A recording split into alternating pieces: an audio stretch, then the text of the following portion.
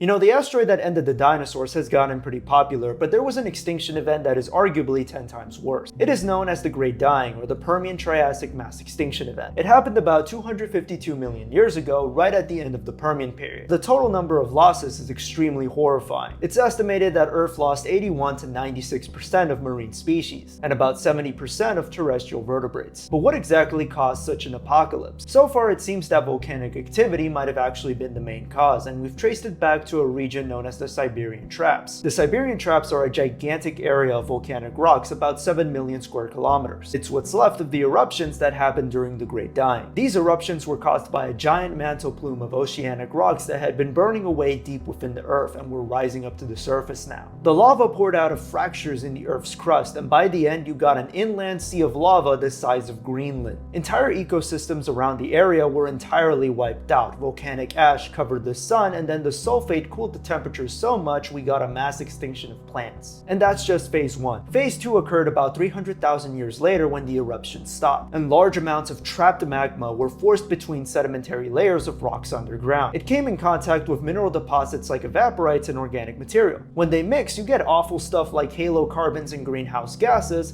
but that's something humans really love to make nowadays. Halocarbons would then go on to deplete the ozone layer, and the greenhouses changed the climate rapidly. It depleted the ocean of its oxygen. Imagine entire generations struggling to breathe and nobody had any idea what to do. Paleontologists argue there was a third phase when the eruption started again for a while. But after so many years of catastrophe, Earth started to adapt and carbon levels returned to their previous levels. This tiny recovery allowed animals in burrows and the small percentage of ocean dwellers left to scrape by. The Great Dying shows how dangerous our planet can be, but its life has always been resilient enough to overcome it. The question is if it can now overcome humanity, who is dedicated to speedrunning a global warming catastrophe. We better start listening to the warnings of our own fossils, or we better have a great excuse for when we eventually reunite.